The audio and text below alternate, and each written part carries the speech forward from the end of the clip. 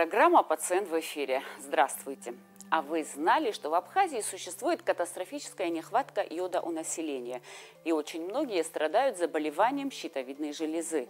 Среди эндокринных нарушений проблемы щитовидной железы занимают второе место после сахарного диабета. Им, по данным ВОЗ, подвержены более 665 миллионов человек в мире. Наши эндокринологи утверждают, что если провести обследование всех жителей Абхазии за 50 лет, то у каждого второго обнаружатся узлы на щитовидке. Их коварство в том, что они могут проявляться самыми неожиданными симптомами. Что мы знаем о щитовидной железе? Как не пропустить заболевание, когда и кому надо делать УЗИ щитовидной железы? Что такое йодированная соль и кому она необходима и полезна? Постараемся ответить на эти вопросы. В 1656 году термин «щитовидная железа» предложил английский врач Томас Уортон, который считал щитовидную железу украшением шеи, предназначенным для того, чтобы делать ее округлой. Ее еще называют дирижером в организме, так как она задает тон всей его работе. В клетках щитовидной железы вырабатываются гормоны, контролирующие обмен веществ и энергии, процессы роста, созревания тканей и органов. Гормоны регулируют деятельность головного мозга, нервной и сердечно-сосудистой системы и желудочно-кишечного тракта, влияют на репродуктивную функцию, работу молочных и потовых желез. Ну вот если начать с цифр, то 90% заболеваний щитовидной железы – это йододефицитные заболевания. То есть это заболевания, в основе которых лежит дефицит йода. Это те заболевания, которые можно было бы предотвратить, устранив йододефицит. Это напрямую относится к Абхазии, поскольку Абхазия является йододефицитным регионом. То есть это эндемичная страна по йододефицитным заболеваниям. Именно мы, эндокринологи, в большинстве своем случаев сталкиваемся с болезнями щитовидной железы, которые вызваны дефицитом йода. За последние годы на абсолютно всей территории Российской Федерации, так же, как и в нашей республике Абхазия, существует такая проблема йододефицита. То есть количество пациентов с заболеваниями щитовидной железы, они на самом деле с каждым годом их все больше и больше. В частности, речь идет об узловых образованиях щитовидной железы, о увеличении щитовидной железы, то есть ее гиперфункции, то, что в народе называют зобом. Как правило, первопричиной данного заболевания является перманентный йододефицит, то есть постоянный дефицит йода в организме человека, и который также, как ни странно, характерен для нашей республики, несмотря на то, что, казалось бы, у нас здесь мы живем у моря. К причинам заболеваний щитовидной железы относят дефицит йода, наследственную предрасположенность, прием некоторых лекарственных препаратов, факторы окружающей среды. Наиболее частой причиной является дефицит йода. Он обладает многочисленными последствиями в отношении развития и формирования организма человека. По данным абхазских эндокринологов, среднестатистическое потребление йода для жителей республики составляет 50 микрограммов в сутки, при необходимом минимуме 150-250. В Абхазии неоднократно выявляли 90% средней тяжелой степени йододефицита. Вообще для чего нужен йод? Это микроорганизм, который не синтезируется в организме, который поступает с едой и с водой. С чем у нас проблемы? Проблемы с водой, поскольку у нас воды, они деминерализованы. Вообще кавказские воды, реки, они короткие, не успевают набрать себе микроэлементы, в частности йод, и обогатиться йодом. И почвы также обеднены йодом, так как горная местность у нас очень преобладает. Поэтому даже продукты, которые произрастают в Абхазии, которые якобы богаты йодом, по определению, это фейхоа, королек, хурма, они не содержат йода, те, которые находятся в Абхазии. То есть в достаточном количестве, чтобы с питанием восполнить суточную потребность в йоде. Из-за того, что щитовидная железа испытывает дефицит этого микроэлемента, она увеличивается в размере. А для чего йод нужен щитовидной железе? Она его усваивает из крови и синтезирует из него гормоны щитовидной железы. И вот когда йода мало, она увеличивается компенсаторно в размере и возникает зоб. Сначала он диффузный, когда нет узлов, но так как йододефицит у нас хронический, то щитовидная железа постепенно она приобретает узлы, и зоб становится узловой. То есть это все стадии формирования эндемичного зоба, свойственного жителям Абхазии. А потом уже появляется дисбаланс в гормонах. То есть существует два состояния. Это состояние избытка гормонов, тиреотоксикоз, и состояние дефицита гормонов, это гипотиреоз. Значит, гипотиреоз – это нехватка гормонов щитовидной железы. Обнаружить у себя можно симптомы, такие как адинамия, ничего не хочется делать, депрессия, апатия, вялость, сонливость, запоры могут быть, анемии. Вот. В основном это сильная слабость. При возникновении этих симптомов нужно достаточно определить один гормон, ТТГ, это гормон, который регулирует деятельность гормонов щитовидной железы. И другое состояние противоположное – это тиреотоксикоз, избыток гормонов. При этом мы такие симптомы описываем, как потливость, дрожь в руках, дрожь в ногах, снижение массы тела, нервозность, раздражительность, плаксивость. Вот такие вот учащенные сердцебиения, один из самых важных признаков. И еще может быть пучеглазие, такие крупные глаза, это базеидовая болезнь, диффузно-токсический зоб. Чем опасно заболевание щитовидной железы? Если мы говорим о ее гиперфункции, то есть когда железа вырабатывает много гормонов, состояние, которое называется тиреотоксикоз, в народе известно как тиреотоксикоз, гиперфункция щитовидной железы. Как правило, пациенты приходят на прием и предъявляют жалобы на тахикардию, то есть учащенное сердцебиение, возможно, даже какие-то проявления аритмии, общая слабость, утомляемость. То есть какого-то специфического симптома, который вот нам бы сказал, вот все, это точно тиреотоксикоз, нет. То есть все в совокупности. На самом деле фокус современной медицины, он больше, особенно касаемо тиреидологии, направлен на профилактику. Сегодня как раз-таки хотелось бы обсудить именно профилактику йододефицитных состояний. Многие пациенты почему-то ошибочно считают, что курсовое употребление препаратов йода или так называемых БАДов, которые сейчас активно используются, что это является профилактикой йододефицитных заболеваний. Но на самом деле это не так. По рекомендациям Всемирной организации здравоохранения массовой йодной профилактикой является постоянное употребление йодированной соли в продукты и плюс также употребление пищи, которая богата йодом. Это морская рыба, это морепродукты, водоросли. В большинстве случаев щитовидная железа не нуждается в профилактическом контроле у эндокринолога. Если человека ничего не беспокоит, то достаточно проходить диспансерный осмотр у терапевта. При необходимости он направляет пациентов на консультацию к эндокринологу. Самостоятельно посетить эндокринолога необходимо, если у вас имеется отягощенный семейный анамнез по заболеваниям щитовидной железы при любых других эндокринных желез и при наличии жалоб. Гиперфункция щитовидной железы, они жалуются на тахикардию, на тремор пальцев рук, кистей. У нас существует в эндокринологии такой симптом телеграфного столба, когда есть дрожь во всем теле. Это, к счастью, очень редко встречается, но я на своей практике такого пациента видела, пациентку. Также они жалуются на повышенную возбудимость, агрессию. Вот как раз у меня тоже была такая пациентка, в военно-медицинской академии. Она была с психозом, к сожалению, у него очень высокий уровень гормонов. Мы, слава богу, ее полечили, и то есть она вышла уже когда с клиники абсолютно здоровым человеком, можно сказать. Все строго индивидуально. Кому-то нужно контролировать каждые 3 месяца функцию щитовидной железы, кому-то каждые 6, кому-то каждый год, кому-то раз в несколько лет. Все строго индивидуально, все зависит от конкретного пациента и от конкретной патологии. Бывают такие ситуации, когда узел доброкачественный. Вот тоже на примере своей пациентки могу сказать. У нее был узел больше 10 сантиметров, огромный, просто огромный узел. И он мешал ей жить. Не в плане не косметический дефект был, а именно дышать. То есть бывает, что они настолько большие, они доброкачественные, все хорошо, но они настолько большие, что они мешают в обычной жизни пациенту, и пациент ощущает дискомфорт при глотании, при дыхании, постоянный дискомфорт. Тогда, да, мы можем рекомендовать оперативное лечение для того, чтобы исключить в дальнейшем проблемы. Для того, чтобы определить, есть узловые образования щитовидной железы или нет, в первую очередь мы делаем пальпацию щитовидной железы. Но бывает, что они в маленьких размерах, и пальпируя щитовидную железу, мы ничего не ощущаем.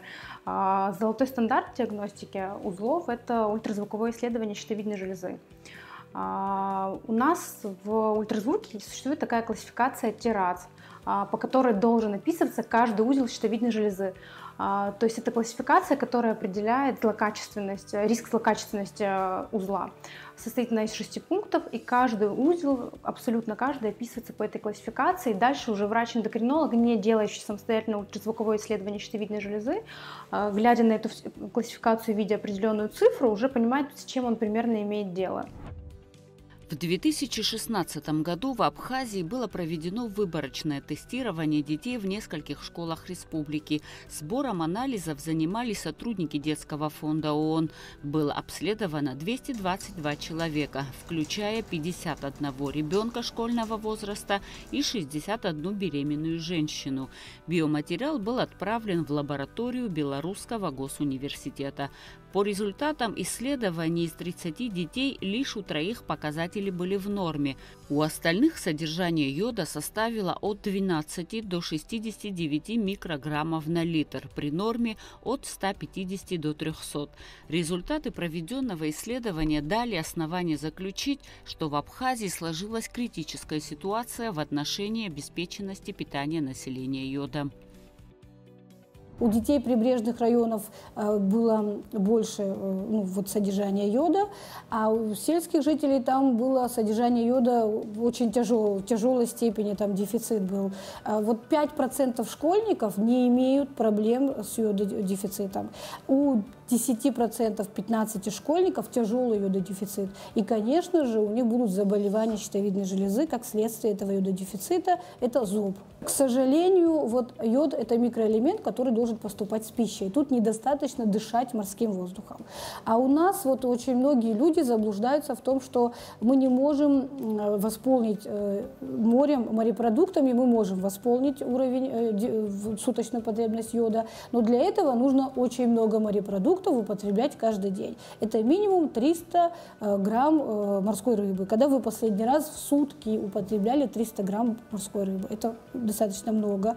И морская капуста – это основной источник йода. В рыбе не столько йода содержится, сколько в морской капусте. То есть у нас нет культуры питания, где было бы содержание морепродуктов большое.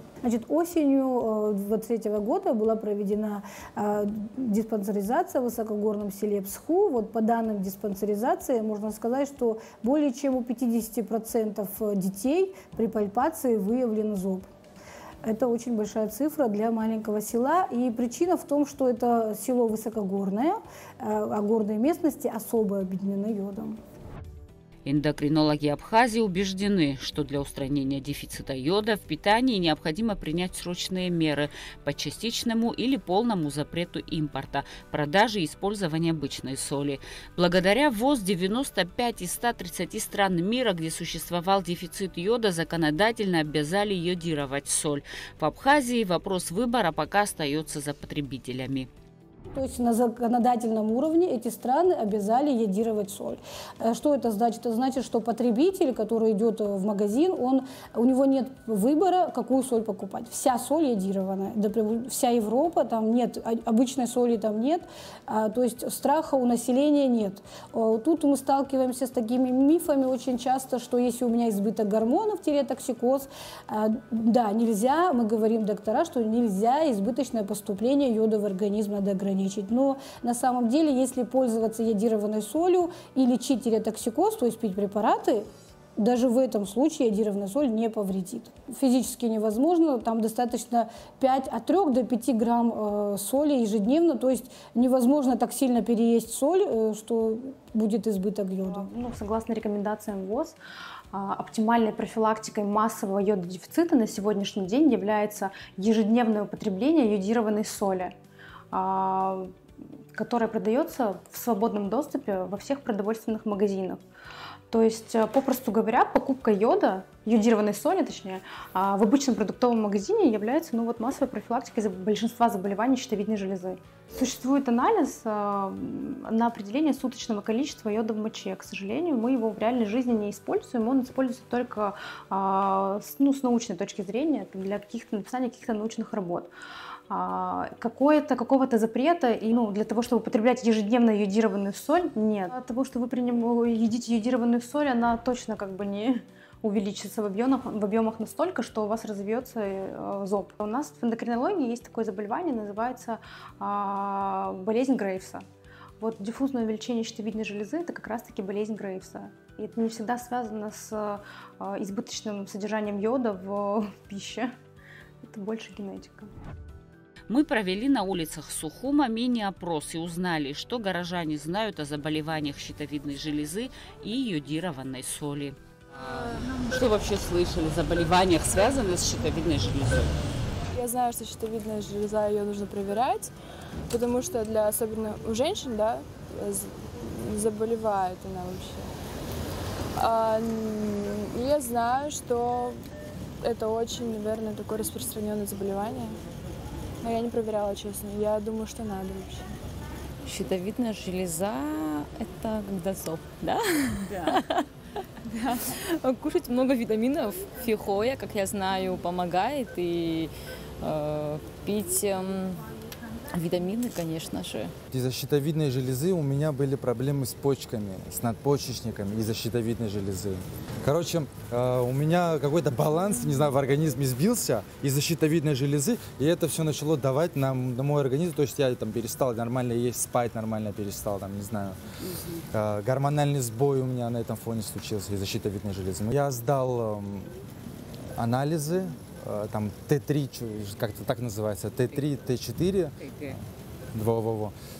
и мне прописали лечение там, медикаментозное.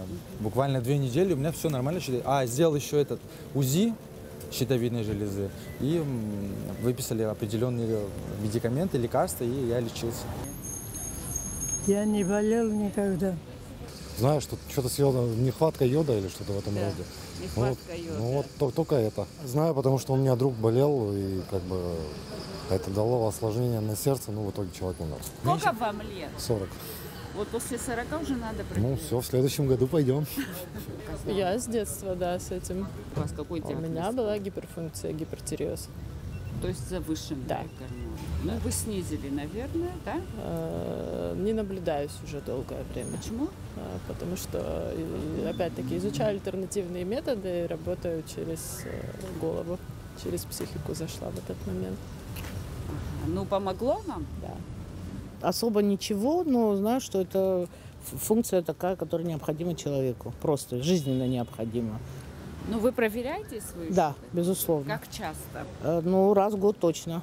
Ничего не могу сказать, потому что я болею ею. Болеете? Ну, а что вы, какие меры принимаете? Я лекарства ни одно не пил, ничего, и живу пока. Нормально? Не беспокоит вас? Беспокоит, так. Ну, а почему вы лекарства не пьете? Не хочу. А йодированной соли что вы слышали? Ничего не слышала. Йодированная соль?